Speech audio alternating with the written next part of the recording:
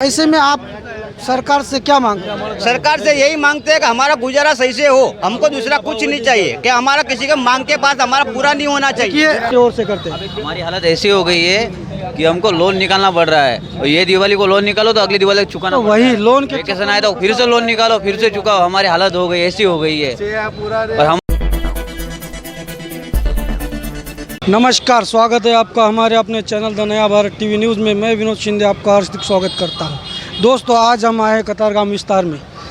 कतारगाम विस्तार को हालांकि हीरा उद्योग के लिए हब माना जाता है। तमाम बड़ी बड़ी फैक्ट्रियां हीरा की और कारखाने यहां पर चलते हैं, पर पिछले 10 महीने से चल रही मंदी के कारण यहाँ पे वेकेशन के बाद आज भी 1.5 महीने के बाद भी कारखाने शुरू नहीं हो पा रहे हैं। तो आज हम इसी मुद्दे को लेकर के मंदी पर लोगों से चर्चा करने के लिए आए और कुछ सवाल हैं हमारे जो लोगों को हो रही परेशानी के कारण यहाँ पर हो रहे हैं। चलिए हम आपको लोगों से बातचीत करते हैं, लोगों को पूछते हैं सवाल कि हेलो, आपका नाम बताइए। मेरा नाम मोहम्मद जोर इस्ताक। से बोलिए, जोर। मोहम्मद इस्ताक। मोहम्मद इस्ताक, क्या करते हैं आप? डायमंड के काम करता हूँ। डायमंड में पिछले 10 महीने से मंदी चल रही है, ऐसे हमारे जानकारी में आई है। तो आज वेकेशन पड़े हुए 1.5 महीना हो गया है, अभी भी कुछ कारखाने जो है चालू नहीं हो पा रहे, तो उसके कुछ कारण आपको पता होंगे। वो तो अभी 1 हफ्ता आए हुए हैं, अभी तक बंद है, अभी तक खाता चालू हुआ नहीं है। अभी सभी कारीगर इधर से उधर भटक रहा है, तो अभी सुविधा अभी नहीं मिला है। कारीगर भटक रहे, आपका कहना यह है कि कारीगर इधर उधर घूम रहे। तो कारखाना जब आप जाते हो, आपको कुछ पता होता होगा, कारखाने के मैनेजर वगैरह आपसे बताते होंगे कि मंदी के कारण क्या है। वो बोल रहा है कि पीएम मोदी आने वाला है 17 तारीख को। जी, पीएम मोदी तो डायमंड बुश का उद्घाटन के लिए आने वाले हैं, पर पीएम मोदी का और हीरा उद्योग में मंदी के कोई संबंध नहीं है। आपको वही बोल रहा, उद्घाटन होगा, उद्घाटन करने के लिए आएगा 17 तारीख को, रविवार को। इसीलिए जो है उद्घाटन के बाद बोल रहा है कि तभी खुलेगा। जी, आइए आपका शुभ नाम बताइए पहले। मारू नाम विशाल भाई। विशाल भाई, क्या करते हो विशाल भाई? हीरा मत छू। हीरा मौजूद। तो हीरा में ऐसा सुनने में आया है कि पिछले 10 महीना से भयंकर मंदी चल रही है, बराबर? तो मंदी के कुछ कारण आपको पता होंगे।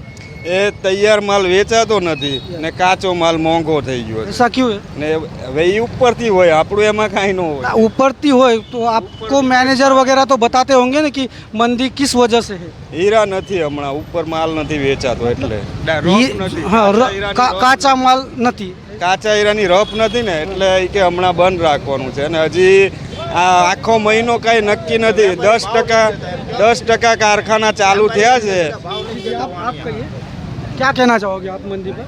વ્યાપારી ભાવ નથી દેતા ને ઉપર, એટલે બધા માલ પોહાતા નથી, એટલે રફુ લઈ શકતા નથી, એટલે બધા લોઢા વેચવા કાઢ્યા, હવે ફેક્ટરીઓ વેચવા કાઢી છે। कारखाने बेचने के लिए निकाल दिया, ऐसा आपका कहना सब कारखाना मेरे पास है, 35 कारखाना वाला बेचने वाला। है? तो आने वाले समय में मंदी सुधरेगी, ऐसा कोई है लगता है? मंदी नहीं, ऊपर से वो सब लोग भाव देना चालू करेंगे ना पॉलिश माल का, तभी मार्केट सुधरेगा, तभी लोग फैक्ट्रियाँ चला पाएंगे। मैं ये पूछ रहा हूँ आपसे कि तैयार हीरे का वो बिक्री नहीं हो पा रहा है या बिक नहीं पा रहा है तैयार माल, वो क्या वजह है कि नहीं बिक पा रहा सबको मुफ्त में चाहिए। है? सबको हाँ, ये लोग वर्कर लोग जो काम करते हैं वो वांद्रा बना के देगा ना हीरा, तो व्यापारी कमाएगा। ऐसा मुफ्त के भाव में सबको माल चाहिए। की तरह काम करोगे तो चलेगा। बांद्रा जो भी बोले। हाँ, तो आपको कारखानों में आज के समय में जब कुछ कारखाने शुरू हो चुके हैं, आप काम पे जा रहे होगे, तो आपको पहले की तुलना में आज कारखानों में क्या क्या समस्या को सामना करना पड़ा? ખાલી અમે 400-500 નું કામ કરીએ છીએ રોજનું। પહેલા 1000-1500 નું કરતા હતા, અત્યારે 400 થી 500 રૂપિયાનું કામ કરીએ છીએ। मतलब आपका जो रोजगार था उसमें लगभग 60% का घटाड़ा हो गया। ઘટાડો ને આ ऐसी परिस्थिति में आप किस तरह से घर चलाओगे? અત્યારે તો વ્યાજે લઈને ચલાવીએ છે।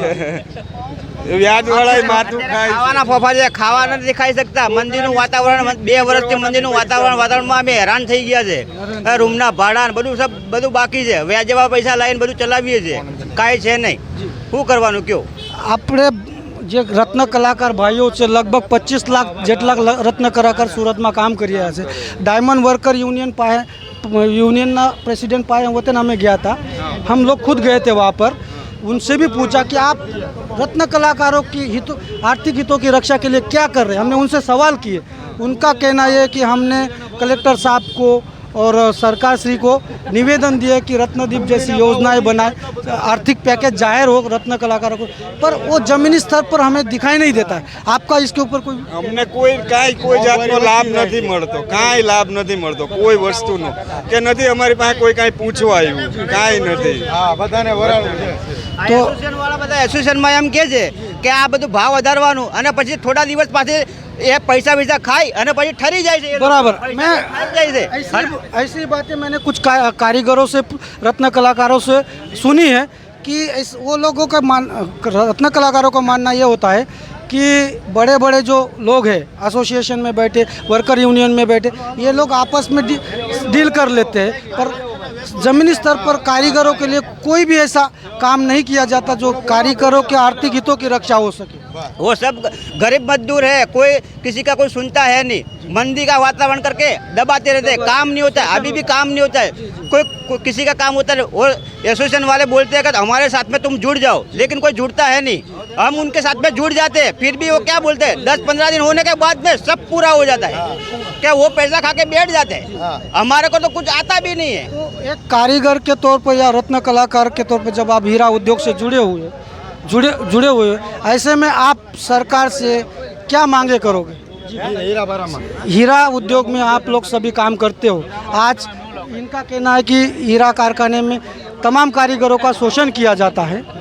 सब में होती है ऐसे तकलीफ सबको गिरती है, और डूंगरी बटेका के भाव भी बढ़ गया है, इसलिए सबको तकलीफ तो गिरेगी ही। मंडी का वातावरण है ना, इसके वजह से। हाँ, तो मैं यही कहना चाहूँगा कि आप सभी लोग रत्न कलाकारों का कोई संगठन भी नहीं दिखाई देता है ज़मीनी स्तर पर कि सभी कारीगर एक मंच पर आए, ऐसे तो कुछ होने वाला नहीं। आप कारीगरों से पूछो तो कारीगर ये कहते हैं कि जो कारखाने के मालिक है, फैक्ट्री चलाने वाले लोग हैं, मैनेजमेंट के लोग हैं, कारीगरों का शोषण होता है कारखाने में। अपने जो काम पहले बनाते थे आप लोग, वो काम आज नहीं चल पाता है। हाँ, नहीं चल पाता। हाँ, सही है, बराबर है। तो अभी क्या है कि मंडी कटिंग में दबान आ गया, सारी चीज़ों का दबान आ गया। कटिंग में भी थोड़ा वीक आ गया, और कटिंग चलता है तो कोई जगह चलता है, नहीं चलता तो नहीं चलता, ऐसा है। कभी कोई जगह भाव मिलता है, कई जगह भाव मिल नहीं जाता है, इसके वजह। तो अभी भी मैं देख रहा हूँ, बहुत लोगों से मैंने बात की कि अभी भी 40% से ज़्यादा कारखाने शुरू नहीं हो पा रहे। अभी भी बहुत सारे कारखाने जो है अभी शुरू होना बाकी है, तारीख देते जा रहे हैं कारखाने के मालिक। अभी तो 10 तारीख के कारखाना अभी शुरू हुए हैं, धीमे धीमे थोड़ा बढ़ जाएगा, 20 तारीख के लगिन बढ़ेगा, वरना कोई पोजीशन तो अभी खराब ही है, चलेगा कि नहीं चलेगा कोई आशा है नहीं अभी तो। आप कारीगर के तौर पर क्या मांग करोगे?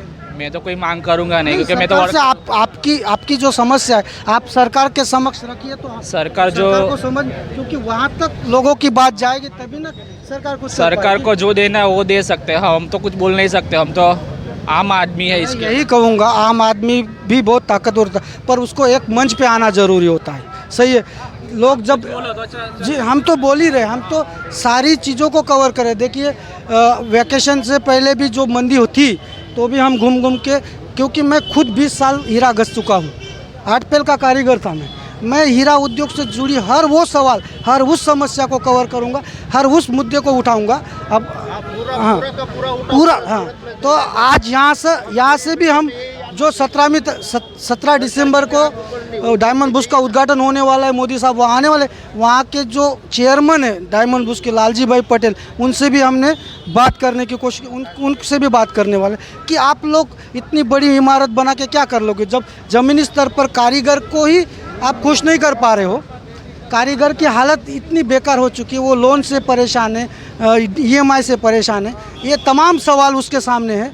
तो ऐसे में मैं आपको बता देना चाहूँगा, ऐसे में पिछले 3 से 4 महीने में 30 लोगों ने, जो रत्न कलाकारों ने आत्महत्या की, उस मुद्दे को भी मैंने बहुत ज़बरदस्ती से उठाया है। तो आप कुछ आपकी समस्या एक सूर में बताना चाहोगे? काम धंधो મળતો નથી, હાથ મહિનાથી રખડવે છે કે મંદી આવી, ક્યાં મંદી આવી? तो यही मैं તો મસ્ત એની નાટક જતા રહે કામ ફરવા બરવા, ત્યારે મંદી ના આવતી, ખિસ્સામાંથી એમને પૈસા નીકળે, કારીગરોને આપવા હોય ત્યારે કશું ન નીકળતું, ત્યારે કે મંદી છે, હાથ નહીં, કાલ લઈ લેજો પૈસા, કાલ જેવી ત્યારે કે પરમ દિવસે પૈસા આપતા જ નથી, શું कि કરે? आपको मैं एक मंच दे रहा हूँ, आप अपनी समस्या हमारे समक्ष रखिए। ये बहुत सारे लोग देखेंगे, लोगों को पता चलेगा कि डायमंड उद्योग में काम कर रहे रत्न कलाकारों की आर्थिक स्थिति क्या है, उनको क्या क्या परेशानियाँ हो रही।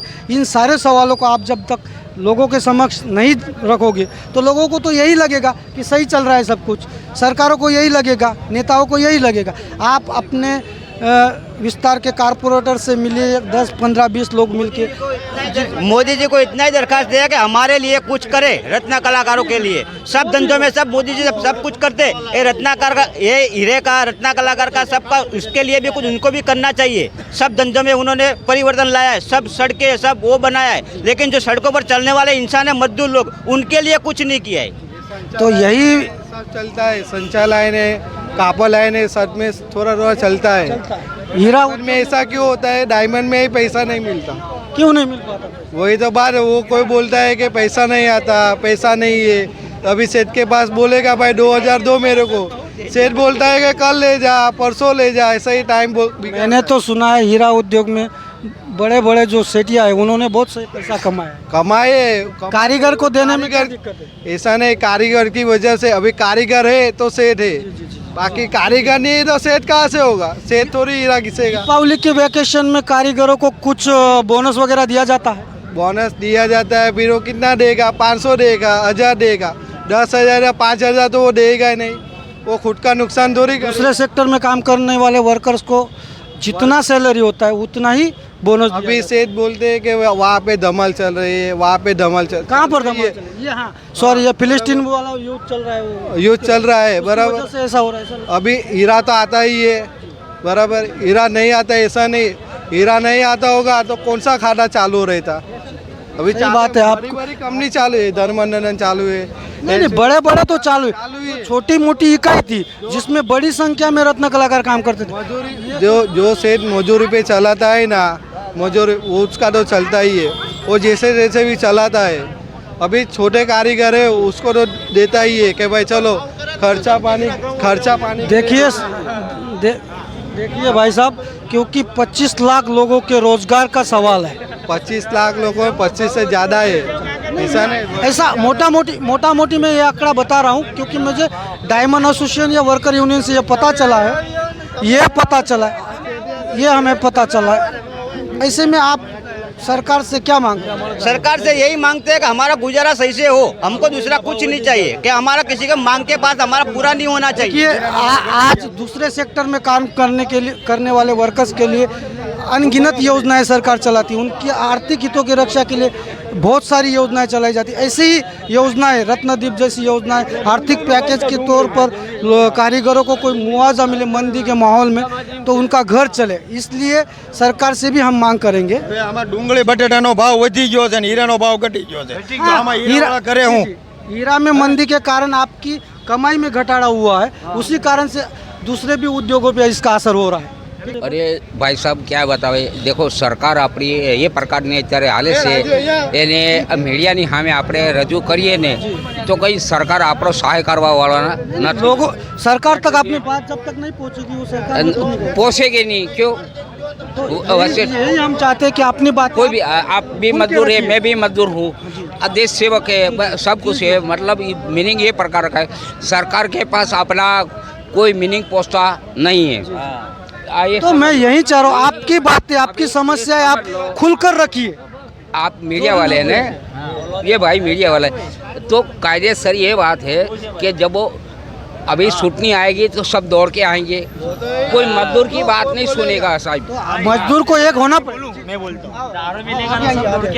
अभी छुट्टी का टाइम है, बराबर, 15 दिन से पहले सब आएंगे, सब तुमको पूछेंगे क्या तबलीग है, क्या तुम्हारा, ये सब पूछेंगे। फिर बाद और उसके बाद जब तुमको 5 साल मिल जाएंगे, उसके बाद तुम मौज मारा ले, पर कोई आम जनता, जाहिर जनता है यहाँ पे, पर तब कोई नहीं आता। तो यही मैं बताना, यही वजह, यही वजह, मेरी बात सुनो, यहाँ पे कोई भी करोड़पति नहीं है, यहाँ पे जितने भी मिलेंगे सब हमारे ग्राहक, मतलब जो हीरे में काम करते सब मामूली लोग हैं, मजदूर लोग हैं, बराबर, पर इनका पहले कुछ निकाल करो तो कुछ अच्छा रहेगा। तो मैं उसी काम के लिए यहाँ आया हूँ कि आप लोगों को होने वाली जो भी समस्या है, जो भी परेशानी है, आप सरकार के समक्ष रखिए। जो हाँ? તમે બધાની સુવિધા બધી પૂરી કરો છો, પણ તમને જાહેર જનતા કેમ નથી દેખાતી? તમને આ પબ્લિક, આમ પબ્લિક કેમ નથી દેખાતી? वो नेताओं से सवाल हाँ, तो मैं उन नेता से पूछना चाहता हूँ कि ये लोग क्यों नहीं दिखाई देते, जो ये लोग हैं। जब तुम्हारी जब जरूरत रहती है तब तुम ऐसे मतलब जैसे भी रहते हैं, बराबर, कोई किसके हिसाब से करता है, कोई 500 से, कोई कैसे भी, ये गरीब लोगों को 500,000 की लालच दे के वोटिंग करा लेते, बराबर। मैं तो बोलूँगा भाई, सच ही बोलूँगा, किसी को कुछ भी लगे भाई, बराबर। जब नेताओं को जरूरत होती है वो जनता के पास आते हैं, जब उनकी समस्या आती है तब नहीं ध्यान दे पाते। तो इसमें क्या होता है, नेताओं तो गलत है ही है, हम लोग खुद गलत है, क्योंकि हम अपनी बात उन तक रख नहीं पाते। आज मीडिया है वो तीसरे स्थान पे है, तुम चाहो तो कुछ भी कर सकते हैं, पर आज तुम जो आवाज पूछा रहे हो, मैं एक बात बता दूं आपको, क्योंकि मुझे लगा कि काफ़ी पिछले 10-11 महीने से मैं देख रहा हूँ हीरा उद्योग में मंदी चल रही। तमाम हीरा कारीगर मुझसे मिलते हैं कि भैया ऐसी परेशानी है। तो मैंने सोचा ये तो 25 लाख लोगों के रोजगार से जुड़ा हुआ सवाल, क्यों ना उन लोगों से ही बात किया जाए, उनकी परेशानियों के बारे में उनको पूछा जाए कि भाई समस्या क्या है। ये मतलब ये सारी चीज़ें जो है, ये लोग तो बोलते ही है, तो और लोगों की बात को सरकार बहुत जाहिर अंदाजी करती है, उनकी बातों को कोई मोल नहीं होता। लोग हर सवाल, हर मीडिया के टाइम पे, हर साल को यही बात करते, यही वादा करते, पर करते कुछ भी नहीं है कि भाई जो मजदूर है ना, इनके लिए कशु तुम करो। हम अपने चैनल देखिए हम भी अपने चैनल के तौर पर, चैनल की वही, हम भी अपने चैनल से, हम भी अपने चैनल से यही सरकार से मांग करेंगे कि हीरा उद्योग में जुड़े हुए तमाम 25 लाख रत्न कलाकारों के लिए एक रत्नदीप योजना जैसी योजना शुरू करे, उनको आर्थिक पैकेज जाहिर करे, और लोगों को डायरेक्ट, जैसे खेडूतों को डायरेक्ट मुआवजा मिल पा रहा है, कुछ भी हो, पीएम किसान योजना के तहत जैसे मिल रहा है, उसी तरह से रत्न कलाकारों को कोई योजना बनाए सरकार, और उनके डायरेक्ट खाते में कुछ आर्थिक मदद पहुंचाई जाए। ऐसी कुछ योजना सरकार ने बनानी चाहिए, ऐसी हम मांग अपने चैनल की ओर से करते हैं। हमारी हालत ऐसी हो गई है कि हमको लोन निकालना पड़ रहा है, और ये दिवाली को लोन निकालो तो अगली दिवाली चुकाना, तो वही लोन के वेकेशन आए तो फिर से लोन निकालो, फिर से चुकाओ। हमारी हालत हो गई, ऐसी हो गई है, और हमारी लोन में ही जाएगा, हमारी इज्जत तो इतना रहे नहीं। अभी तो देखिए कारखाने शुरू नहीं हो पाए, तो काम क्या करेगा? अभी ऐसा ही है, कोई बोलेगा कि भाई एक हफ्ता ऐसा चलेगा, 2 हफ्ता ऐसा चलेगा, ये पूरा साल ऐसा है, निकल जाएगा, होने तो वाला वर्कर्स कुछ नहीं क्या है। करेंगे? इसी के साथ मैं विनोद शिंदे आपसे विदा लेता हूँ। वंदे मातरम, जय भारत।